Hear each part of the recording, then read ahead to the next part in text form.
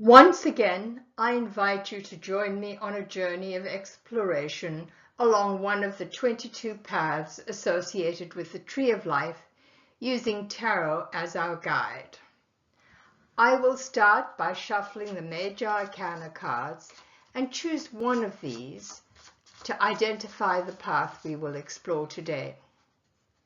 As each of these paths are associated with a Sephirot on either side, I will then continue to choose two cards from the Minor Arcana, one for each Sephirot, so that we can expand the information we have already got.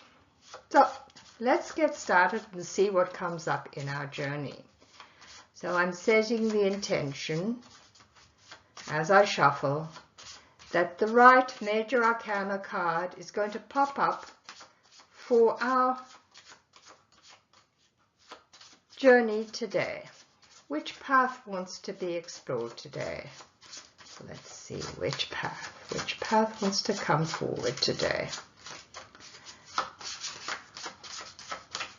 Which path? There we have it. Okay, let's see which path that is. We're looking at the World. Number 21. The World, Tarot Major Arcana number 21, lies on the path number 32, the path of Tau. That runs from Yesod, the purple Sephirot, which has the moon as its planet, towards or from Malchut, which is known as the kingdom, and that is at the bottom of the Tree of Life, and its planet is Saturn. The world's journey through the Tree of Life represents the completion of the journey and the attainment of enlightenment. It reminds us that we are all connected and that everything in the universe is a reflection of the divine. You'll find more information on both the world's journey and the path number 32 and the Hebrew letter Tau in the blog below. We now also want to draw a card for each of the Sephirot that is on either side of this Tree of Life pathway. So we're going to draw one for Yesod, which is, as I say, on the top of the pathway, and one for Malchut, which is at the end of the pathway. So let's shuffle up the cards again, and let's see what might inform us about what those Sephirot are going to have as an extra influence in looking at this configuration. So setting the intention. What more do we need to know about Yesod? Well, that popped up pretty quickly, didn't it? And there we have the King of Wands. Interesting. And the King of Wands, as it actually shows you on this little card, normally the kings would be in the silver Sephirot at the top of the Tree of Life on the Pillar of Mercy, called Chokmah. And that is known as the Sephirot of knowledge, and it is governed by Uranus. So we're going to be combining the information from Yesod and from Chokmah to bring another level of information to our reading. Okay, so now we need a card for Malchut. What else do we need to know about Malchut as the world's journey comes to an end, or perhaps starts, well, just depending on which way the journey is moving for you at this moment in time. Just one card, please. What do we need to know? Oops, that's too many. One card, please. One card, please, for Malchut. There we have it. Malchut, we have number 4, well, number 4 of cups, that's what I wanted to say actually. Now this lies in also on the path of mercy, on the tree of life, and it actually falls just below the silver path.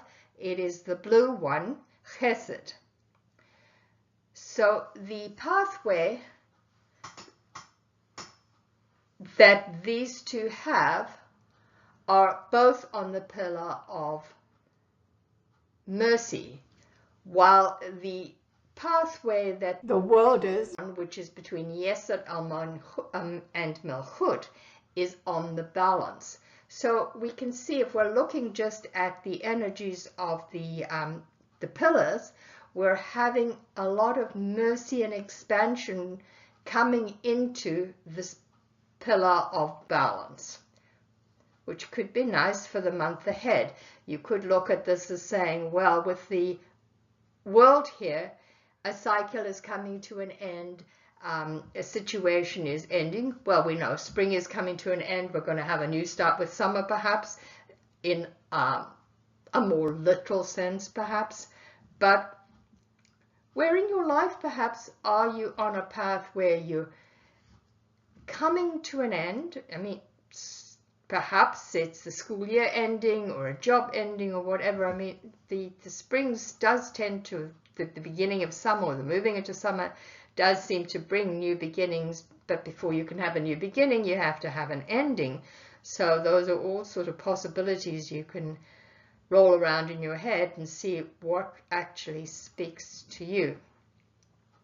The point of this journey, when we come into the kingdom of Malchut, which is the end of the journey with the world, this is where the physical world is and where all our physicality is and where things are actually manifested. For the rest of the tree of life, it is all the different energies playing out, but for it to have concrete form and actually manifest in concrete physicality, it has to make its way all the way down to Malchut.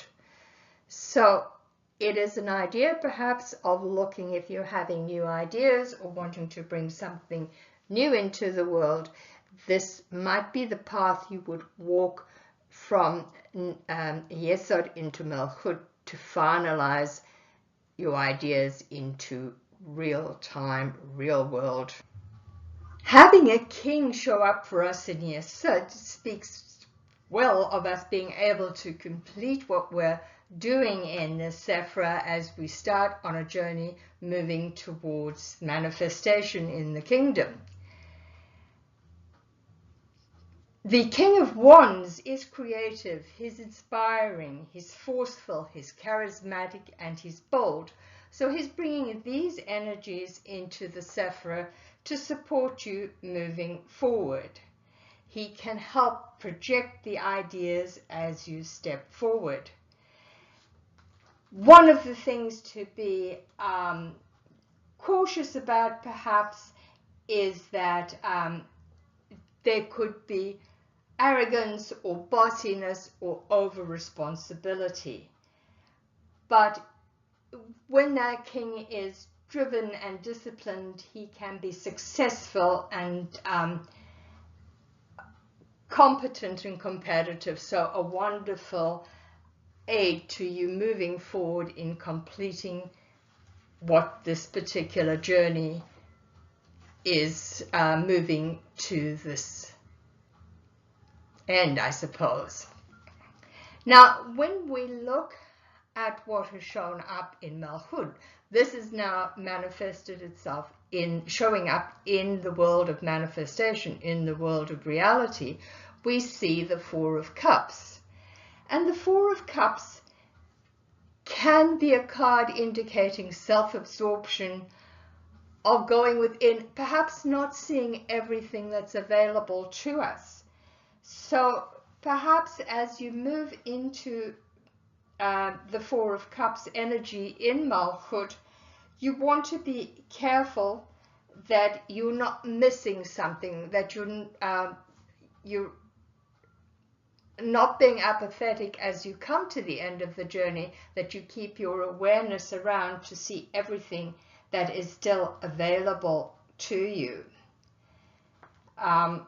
Because there could be a tendency that perhaps after this whole long journey, you're suddenly exhausted and it's just too much, and you're just not seeing the cup that is being offered to you. In the Rider-Waite deck, it is the hand with the cup, and you've got 3 cups already, and the person sitting with their legs crossed doesn't look too happy or too interested in anything that's going on.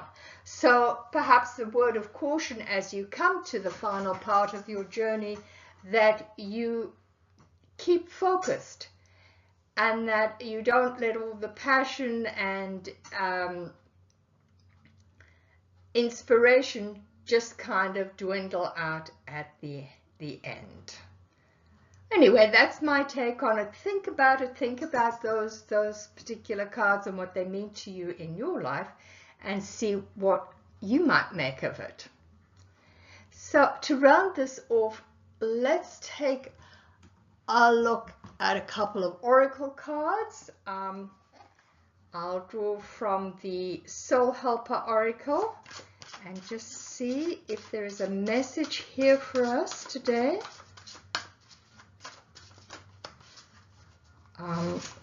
To help us on that journey. Oops, let's see what that one was. Oh my, on the floor. Okay. Oh, isn't that lovely? Card number 24, it says, the Tree of Wishes is calling your name. And almost I'll start again. The Tree of Wishes is calling your name. An almost forgotten wish will now come true. Well, isn't that a nice thing to have on this particular path? Right there. I wonder what it is for you. I'm going to do some thinking about what that might be in my own life, but that kind of rounds that out rather nicely. So check out the rest of the information in the blog. I'll give you more details on the different Sephirot and the actual path and the Hebrew word as well. But for now, that is the reading I have for you today, and I hope you've enjoyed it. Take care.